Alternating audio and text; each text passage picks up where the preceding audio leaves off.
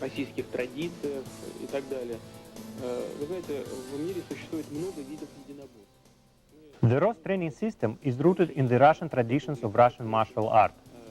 Я имею в виду и Like Russia's own Sambo discipline, and like Asian-style martial art forms such as judo, wushu, and others, the ROS system represents much more than sheer physical training. It serves as a means of spiritual education of traditional moral values.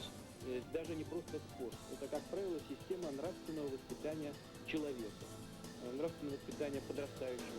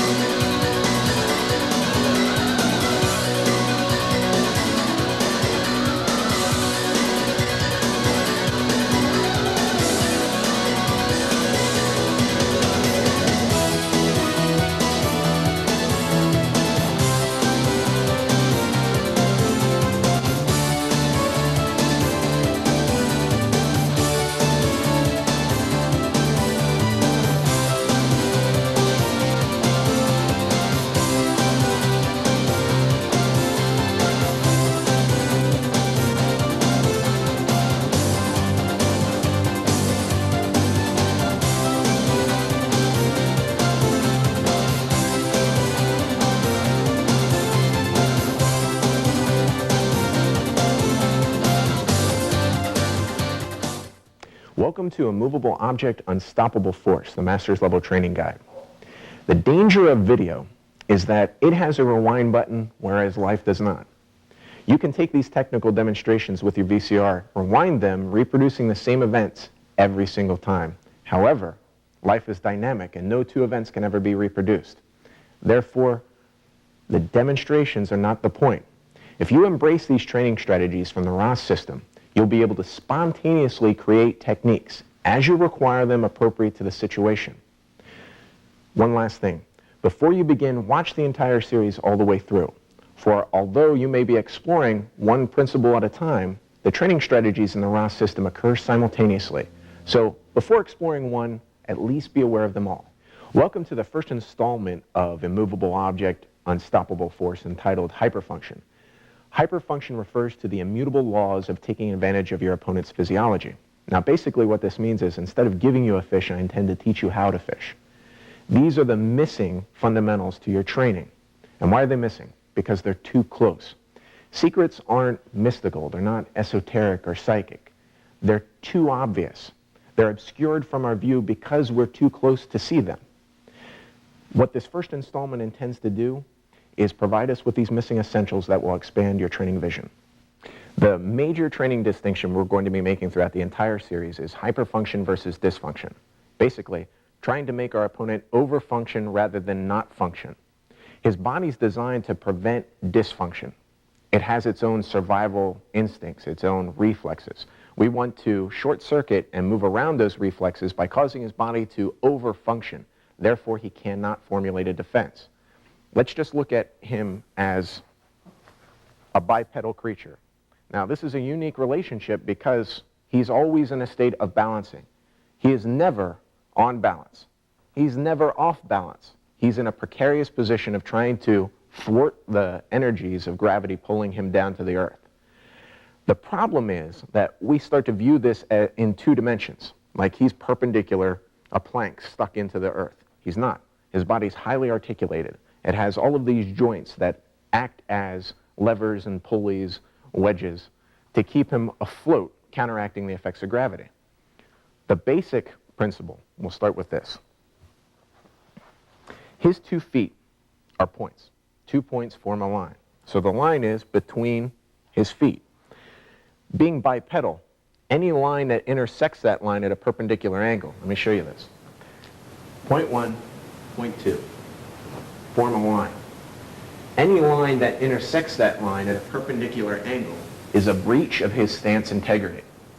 So right now, with his feet in the position he's in, if he's pushed backwards, he's off and he'll fall. Or if he's pulled forward, he's off and he falls. It's not a two-dimensional image. If his feet are askance, one's forward, one's backward. Now, the perpendicular angle is still between these 2 points. It is not straight backward because he has marginal support. Perpendicular line to this line is this direction. There's his state of balancing. Or this direction. Let's look at it close up. Point A, point B, form a line. The perpendicular line crosses that. So his breach of stance integrity is here and here. Hyperfunction versus dysfunction is going to be the concept we're discussing. How to manipulate every one of his joints to bring him to that triangle point in the most efficient manner possible. And since it's not based on dysfunction, he can make no defense to it. The harder he tries to resist, the faster he's going to go to the ground. Our first biomechanics workshop is going to be a joint study of the head and neck. So if we look at where the vertebra insert into the head, we have this really unique pivot joint. Not only does it turn side to side and go back and forth, but it can come up at angles. It's a three-dimensional pivot, and the head balances on top of that. The head's a very weighted object. What we'll understand is when we see how to load the spine, specifically now with the cervical vertebra, we can take in a question mark to facilitate his movement. The difference, hyperfunction versus dysfunction. Hyperfunction is what I just demonstrated. Dysfunction, here, trying to crank, his spine loads and then no longer wants the motion to continue. Here, his body will move into a defensive position to get out of the position. Same thing here. His body will move defensively to prevent the damage. Dysfunction, trying to take beyond the range of motion of this pivot joint. In hyperfunction, we're going to load the particular joints to facilitate his motion. So if I take him from this angle and we look at this slowly, we start coming up in an angle. Now his joints are loaded, the vertebrae are loaded, and we bring him down towards the triangle point. Now, this is just a joint study. We'll give a few examples to see how this is relevant, hyperfunction versus dysfunction. This is going to be our first and primary training strategy in everything that we do. With hyperfunction, we take advantage of his energies, as opposed to dysfunction where we have to counteract them. Okay? So, we'll begin with, and come on this side. Bend over. Come in for a cross face. Here, we pinch our elbow in tight. We're near his face. Now we could try and drive his head across, causing dysfunction. But look how the joint loads at his neck. If we bring our hand up to our shoulder, his neck naturally wants to continue in this motion. It loads his spine. So we keep in tight and we roll up. As his hands let go, we continue back down. Now in this case, I was taking my forearm and driving it across his nose because Ben and I are such close friends. Up and across. Once he's over, down, and back up. Another variation. Here, he's tied in. Now, let's look at this. I'm not trying to cause his neck to dysfunction. Grab a hold of the chin, drive the elbow down to cause his body to lift. Now, there's his triangle point. His body naturally has a tendency to move that direction. It can't stop it. The more he resists, the more he'll load his own joints. Another variation. Nope, grab on the waist. Instead of trying to work your way in to get this choke, bring your hand around across his jaw. Keep his head tight to load his spine. His triangle point, up and tight. We'll try and do this again slowly. Around his jaw. Load his neck again, up and around. Take him to the triangle point. just by keeping your forearm tight against his jaw. Now, this is going to be painful, so it's going to encourage him to move in that direction. Up, triangle point. Keep a head. Keep a head. Keep a hold of his head and squeeze. This is just an example from our biomechanics workshop on the neck pivot joint.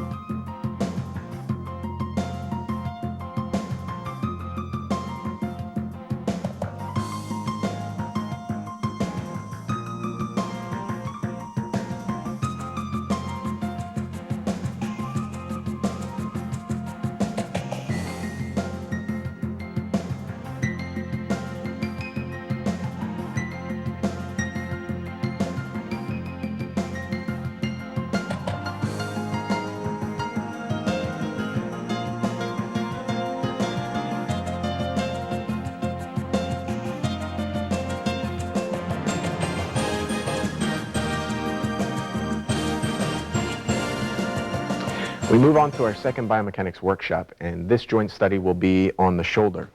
The shoulder is a ball and socket joint. So we have a great circumduction, a range of motion here.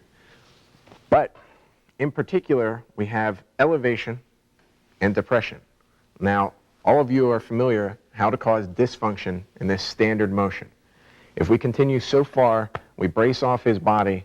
After a while, we can cause either a subluxation or a dislocation of the shoulder and pop it out. Same thing being true here. Causing dysfunction, pop it out. However, his body is designed to resist that. He has natural reflexes and bracing mechanisms that will stop him from getting to that position. So we either have to use speed, strength, or surprise to try and get him into a position of dysfunction. Better than that, why don't we try hyperfunction? How to cause his body to naturally function. So, if we first look at how this moves to load and unload, we have this depression and elevation of the humerus bone. We can cause this to just naturally go to his triangle point. Now, Scott, will you grab my arm? Just so you, as he twists and loads, now, because of the rotation, because he's depressing the shoulder joint, from here, this is in place. My natural motion is to continue backwards. If he elevates that, it's going to continue the motion. So we have depression and elevation, depression and elevation. There are a few different examples that we can give on how to facilitate his shoulder joint so that we're accentuating his motion. The most obvious being, let me turn this way. We grab a hold of his arm, and we cause the motion to jerk him towards the triangle point. Do that slowly. Load, unload, elbow to triangle point.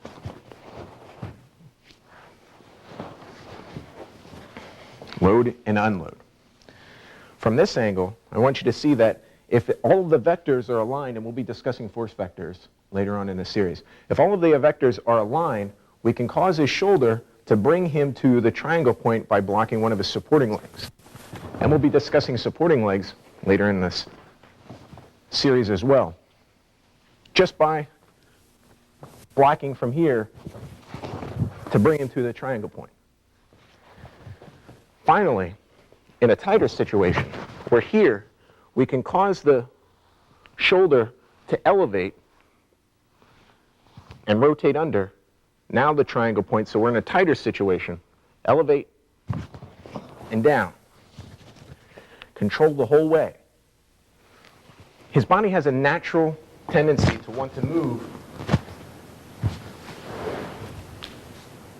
in the way it's designed to function. It doesn't have a tendency to move in a way it doesn't want to function. This is how we disinhibit those reflexes, those bracing mechanisms.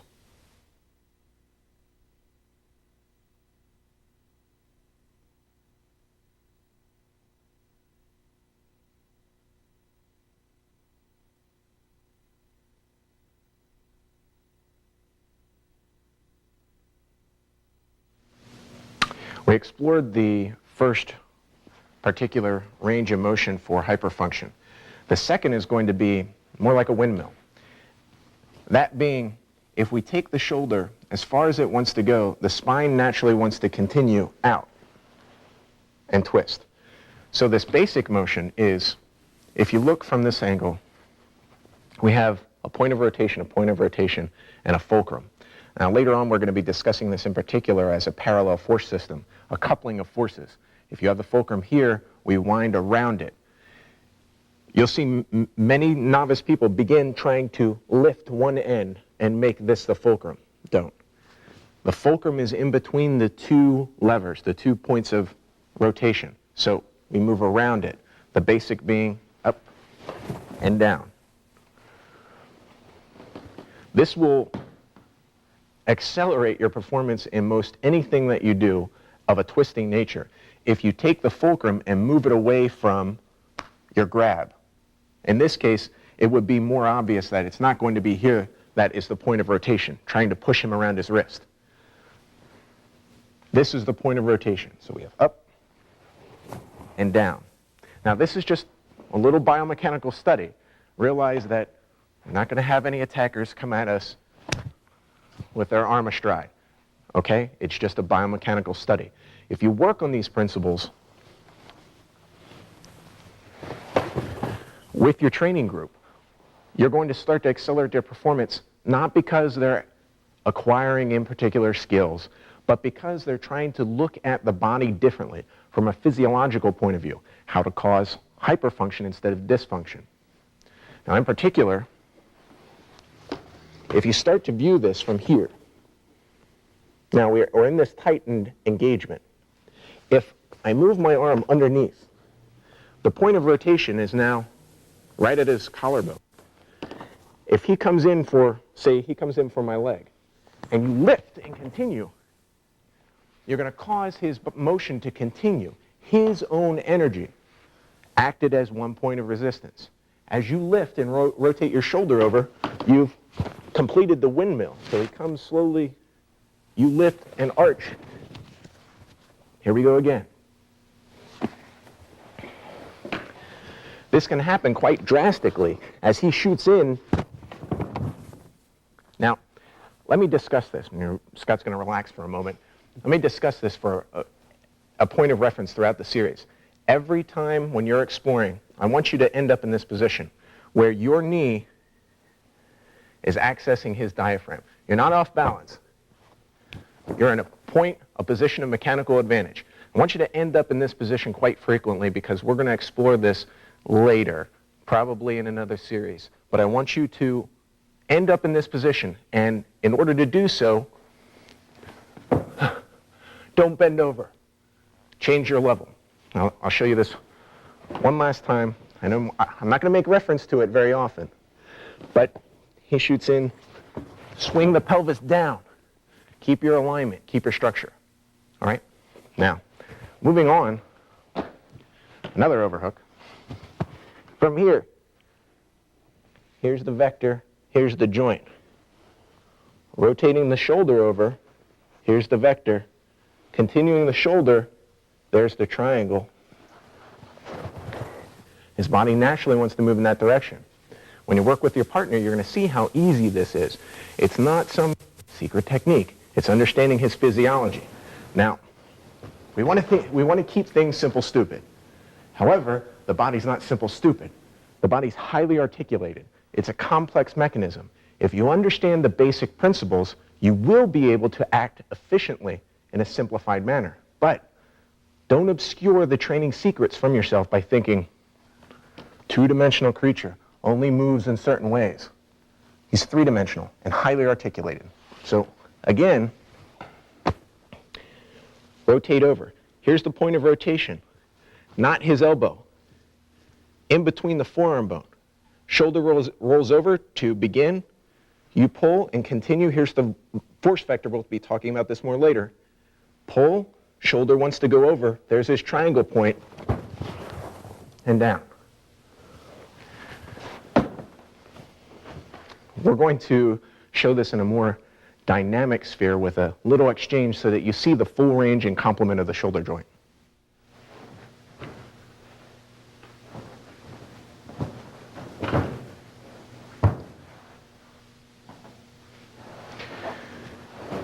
Good. Now what Ben and Scott demonstrated here was an exchange, a volley of causing hyperfunction in the shoulder, ending up with Scott being immobilized. This is different than submission. He's immobilized. Anything that Scott does will cause dysfunction in his body, not Ben trying to focus and cause dysfunction to Scott. And immobilization is different. This is what I call submission position. So we're going to go through this again point by point. Scott yanks on the cloth and moves around to overhand to grab into a naked choke. Ben brings his arm up to try and focus the arm over top. As Scott feels the hyperextension, his body naturally moves to resist, a reflex to turn over. This is loading his joint. So Ben merely removes the support. Scott goes flying over, but the position's already there, and then Ben secures it in place.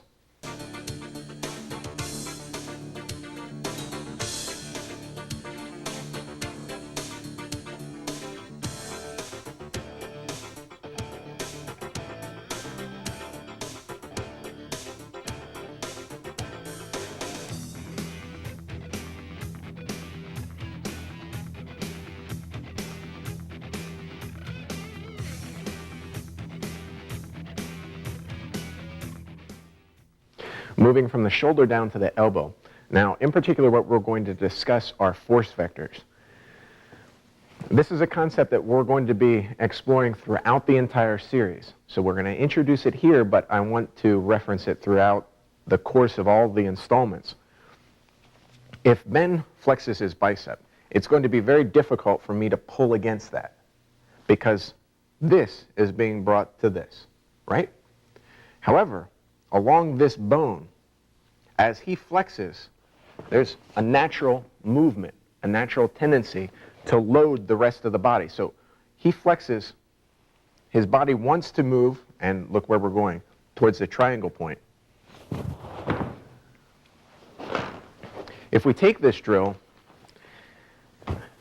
say you just want to envision that there's a knife in his hand. As he withdraws it to try and pull away, accentuate it and move it towards the triangle point. Once again, show it from a different angle. Here's the force vector. As his body contracts, now it would be very difficult for me to try and cause this function, trying to cause this to hyperextend. But as he flexes, different force vector. We carry along the motion that he wants to move, we move to a different force vector, and he's down. One more time. Look at what's transpiring. If we facilitate this force vector, it's going to load his shoulder joint. Now, as we go through the entire series, this motion is going to be important, understanding that this force vector affects this force vector, which affects this force vector. So we start to look at him not in terms of techniques or tactics, but in terms of function. If we cause his body to hyperfunction, we have command of his movement and his structure. So he brings back, down to the ground. We look at this from a different perspective. He has a hold of us. Here's the force vector. I can't resist him pulling my head to his shoulder. Okay, I could try and resist it, a little bigger than Ben, but we're both consuming unnecessary energy. If I want to use this, he pulls. If I want to use this to my advantage, I follow the force vector and down. Look what's happening. The force vector, where's his forearm, is moving down. It wants to move down. If I try and resist, if I try and resist, I'm going to get pulled off my feet, even though I'm bigger than Ben. He'll pull my head to his shoulder. But if I don't resist and I follow the force vector, his motion is thwarted, plus, if I facilitate it, he comes to the ground. Now, we're going to be discussing force vectors throughout the entire course. But what I want you to do is concentrate on looking at the bony levers that are operating his body. We've looked at this vector on his head and neck. We've looked at this vector on his shoulders. We've looked at this vector on his upper arm, and we've looked at this vector on his lower arm. There's one more to add into this, and that is threes. We have 1, 2, 3. If we take just the appendage, we have 1 force vector, 2 force vectors, 3. Many of you have seen this before, this position, but this isn't the whole truth. We don't look at this as slam him into the ground using his wrist, causing dysfunction. Look at the power of the force vectors that are being applied. If you have a hold from this position, you see side, side, hypotenuse. You have a triangle that forms on just the appendage, like the triangle that forms with him to the ground in gravity. If we follow the force vector using this vector, this is going to facilitate him to the ground without any pain. You know what pain compliance does. It makes him spastic. He jumps around, he flails. We're trying here. He pulls in, trying to counteract the pain that's being applied to his body. It's a natural reflex. Pain is information for him. We don't want to give him any pain until it's too late for him. If we follow the force vector, this is already too late for him to go any further. He's on the ground wondering why he's looking up. Side, side, hypotenuse. We carry up the force vector. That makes him want to ride very high. What did we do earlier? Shoulder facilitation. Look at loading and unloading the joints. We'll do this again. Side, side, hypotenuse. Up. Joints loaded, triangle. And down. Manipulate his force vectors to cause function. Different position. Side, side, hypotenuse. Triangle point, right?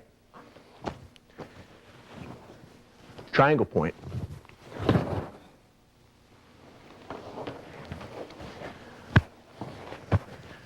Straight vector. Side, side, hypotenuse.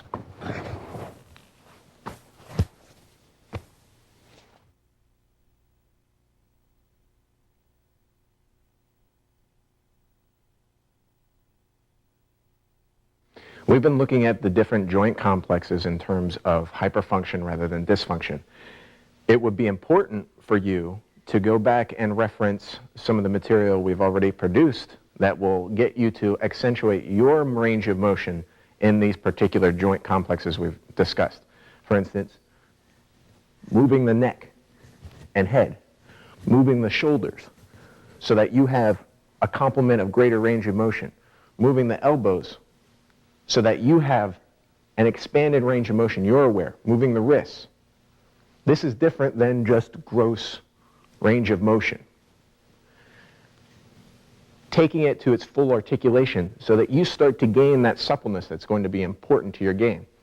Now, if you take these together, and we've discussed this in Dvizhenia as part of the Zdarovia health system, and we've discussed this in joint articulation and strength as part of the grappler's toolbox, so you can go back and reference those, yes.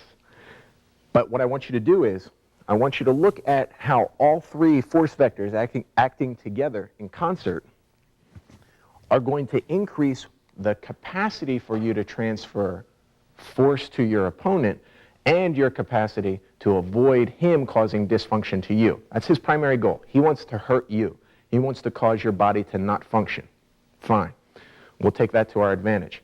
Now, if you take these two infinity signs, these figure eights, even if they're combined, some of you may have already referenced this to, can I borrow you, Ben? To a pummeling sphere where you're coming in with your partner, back and forth. You're working things. You're working to snake in instead of force his body to move. We're going to be referencing this throughout the entire series, but I want you to pay attention to the articulation in the joints as force vectors for hyperfunction. On to the biomechanics of gripping. Now, in biomechanical gripping, we're going to be looking at positions of mechanical advantage. The first point, the first thing that we're going to discuss, if you can come close, I want you to look at the monkey grip. Monkey gripping a jacket is grabbing up top with your thumb. Now, grabbing here is quite easy to displace. If Scott just merely grabs my wrist and pulls away, it's the strength of my thumb. That was a good demo. It's the strength of my thumb that's holding the jacket encased in my grasp, right? But look at the construction of the hand. The largest associated muscle group is to the pinky. This is the strongest finger in your hand. It may be the weakest integrity-wise, but it has the strongest associated muscle group. So when grabbing the jacket, begin with the pinky. The thumb is auxiliary. It's not even necessary. This becomes placed on top. This way, your grasp is each knuckle has the cloth encased in it. This would be associated to when we worked on fisticuffs. When you do actually strike someone, it's with each joint completely compressed so that you have one solid cudgel to beat him into bloody mass. The same thing with your grasp. Grab from the pinky and work each joint into the cloth. Now, if Scott grabs a hold, it's going to be virtually impossible because it's encased in here. There's nothing he's going to do to release this grasp, this death grasp, on his jacket. Grabbing in on each joint. Now you can play your fisticuffs as you pull the jacket awry. So, you grab a hold of the jacket, grab pinky first, and wrap underneath as you grab a hold. Work on this with your partner so that each knuckle has cloth encased in it. Next, this gooseneck. Now, the standard overhook, you're grabbing a hold of the neck and you're trying to control his neck, right? Problem. Scott merely needs to pop this arm up to remove it. Look at the construction here. If I grab, focusing on this monkey grab, with my thumb and my forefinger, all I'm doing is contracting my bicep to try and pull him over. There's nothing keeping me in place. Let me turn to this angle. However, if we look at, again, the pinky, we have this big cudgel wrapped in the cloth. Grab a hold with the pinky from the bottom, bring your elbow in and down. This is going to be, even if he advances, what's going to keep him at bay. Wrapping this underneath so that you have the tendons wrapped around the force vectors. Force vectors here, shoulder rolls over, displaces them. Force vectors into his solar plexus, there's nothing he can do to move around the place that we have established with this gooseneck. I'll go back to this angle. Now, underhook, traditional underhook. We're trying to control his shoulder because we want to execute our techniques. Let's look at it from context of hyperfunction. How do we cause his body to do what it naturally wants to do? Don't try and control him muscularly. Roll your shoulder over towards him so that now you have this encased. The shoulder's entrapped. Shoulder rolls over to keep him in tight. Don't try and keep him out here where he can manipulate your force vectors at a longer distance. Roll your shoulder forward. Roll your shoulder forward into your grasp. Next, wrist grab. How many times have we seen this, right? If someone grabs your wrist, you move against the thumb, correct? Simple enough. We've all discussed this. We've all seen it. Since this is a master's level training guide, you should all be pros. However, we're not monkey gripping him, right? We're not. Grip him from the pinky first. Wrap the flesh in the grasp and place the thumb on top to control. So your grasp is from 4, not from 1. In tight. So as he tries to pull away or screw away, you have control of his appendage, the force vector. You're not trying to keep him from moving, you're controlling the structure. If you want, there's a nice little, you can dig that pressure point in. But we won't do that. Too late, right? Now, two-hand grab. I can't believe some of these are still taught. First is this finger cup. The finger cup depends upon the strength of your fingers.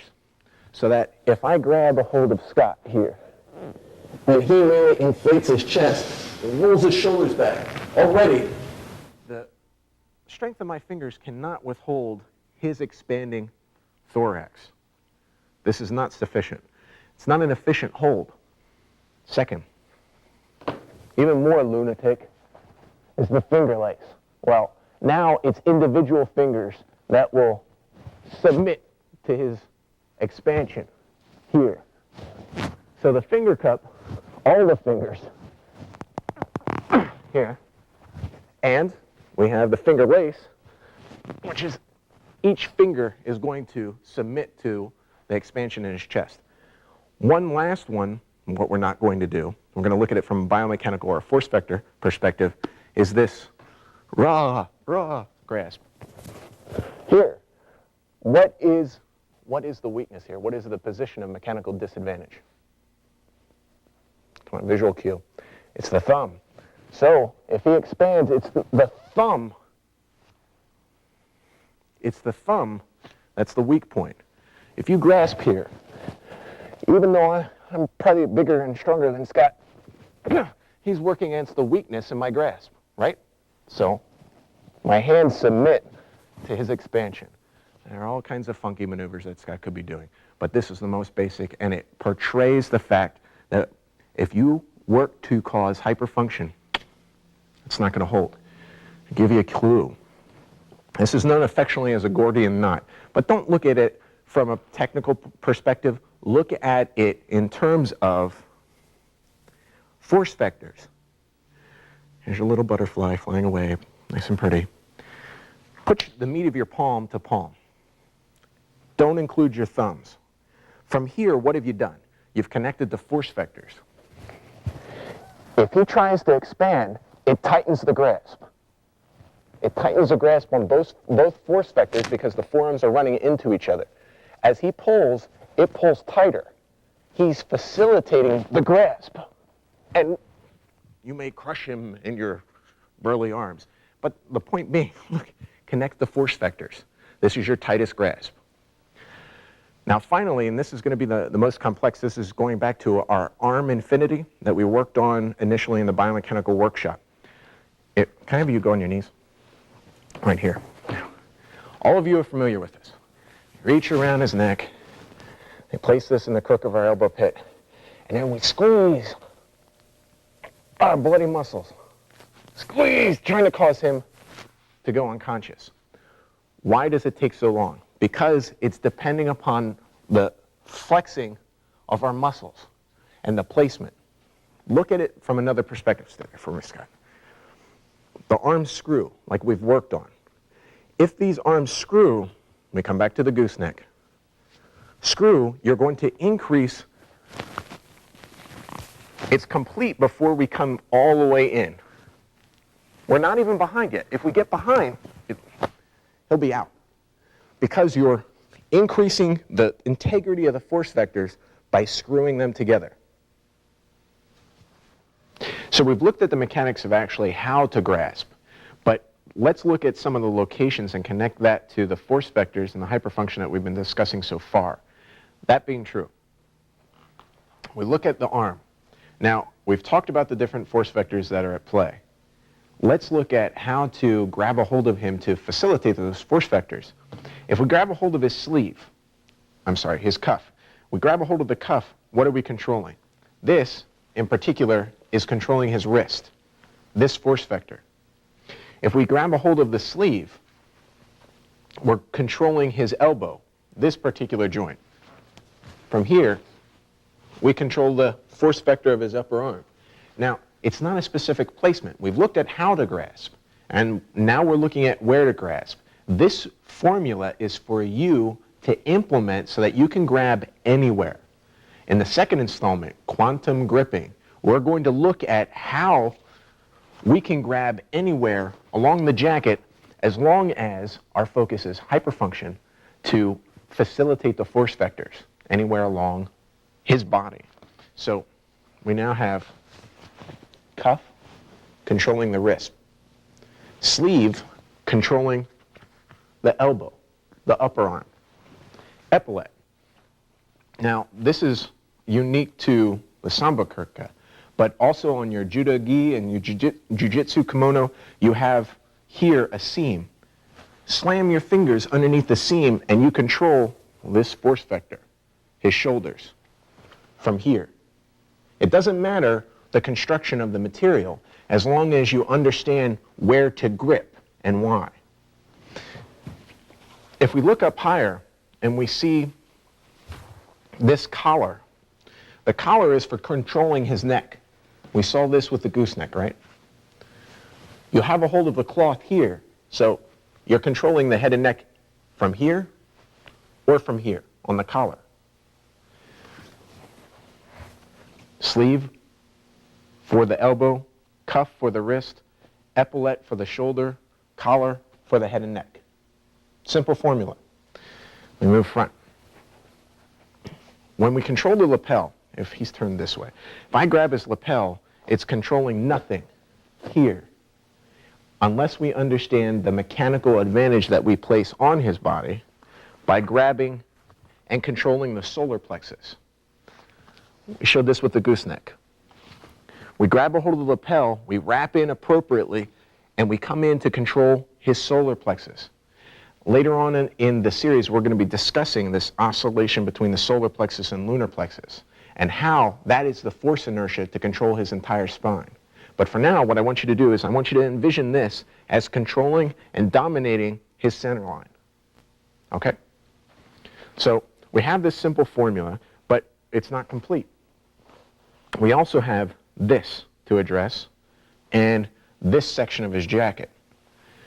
If I grab over and get a fistful, this is still going to control him. But what is it controlling? His spine. Later on in our biomechanics workshops, we're going to discuss how to control the lower portions of the spine and the pelvis, which also brings in the belt. From the belt, we control his hips. That's his main driver for most of his actions. From the front belt grab, we control his lunar plexus. Solar plexus, lunar plexus. This prohibits him from entrance. All you have to do is put that structure in the path, and he can't do anything. So now we look at grabbing in the context of force vectors, how to put structure in the way. And this is going to become a common theme throughout immovable object, unstoppable force. What we are going to do is combine all of the principles that we've discussed thus far, and that being two people engaged in single combat is a relationship of force vectors. It's a relationship of force vectors. If you look at Scott and Ben now, they're together. When they're touching each other, they're not a single entity. When we discuss this later on in the series, it's going to be of the utmost import. However he's grabbing you, however you're grabbing him, determines the relationship of the force vectors. This is important. Why? Because at any point, any throw. And it's a very important concept that we're going to discuss. Your partner is always off balance because he depends upon you for his balance. Two bipedal creatures acting together creates a new relationship. You can throw him at will if you understand the relationship of force vectors. So in this neutral tie where Scott and Ben have squared off and equaled each other out, if Ben changes his grasp, he's now in a new relationship. The two of them are in a new relationship. All Ben needs to do is move, and hyperfunction facilitates a throw. If we understand the force vectors, yes, it is that simple, sports fans. It is that simple. And this is what we need to grasp. Sorry for the pun. When you grab a hold of your partner's jacket, you change grasp. Scott changes grasp now. We're in a new relationship. Well, if he continues, follows the force vector, the throw happens. The throw happens. Scott doesn't need to throw Ben because they're in a relationship. Now, what we'll do is we're going to do a drill. And the drill is if you change grasps, you move. Why is that? It's going to become important later on in the series, because if you're changing grasps, you're changing the relationship. If you change the relationship, you are at a point of disadvantage. If Ben's hand is in the air right now, Ben is anchored with one hand, whereas Scott is anchored with two. Scott is in a position of mechanical advantage by controlling that neutral tie. Now, I facilitated, just as we discussed in our earlier biomechanics workshop. If you change grasp, you need to be in motion. Now, we discussed this at the very beginning of this installment. This is an act of balancing, so you need to keep moving. You're never on balance, especially when you have the false support of another human if you're in single combat. So, whenever you change grasp, Ben, you move. Whenever you change grasp, Scott, you move. So Scott and Ben are going to do this drill, and they're going to continue slowly, and I'm going to step out of the field of vision because I want you to see that wherever they change, they're controlling force vectors, and they're going to continue to move into new relationships of manipulating the other person's body through function.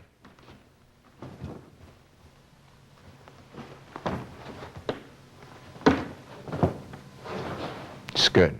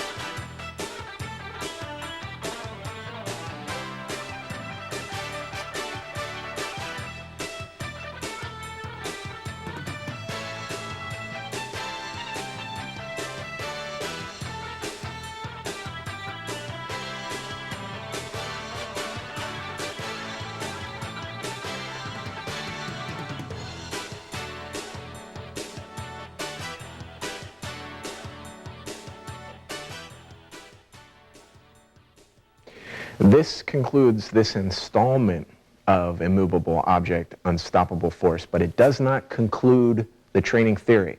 Just because you've viewed this tape does not mean that you have internalized the principles, nor does it mean that they're no longer prevalent in the rest of the series. You see how important this is? All of the training strategies occur simultaneously, so view the entire series in its entirety so that you can be aware of all of the training strategies from the ROS system when you begin your training, even though you may only be working on one principle at a time. Now, before we conclude and we go on to the next installment of this series, I wanted to give you a little treat. Take a look at some of the actual footage of training sessions, some actual live grappling and fighting, to get an idea of how to cause hyperfunction when you're in a fully dynamic sphere.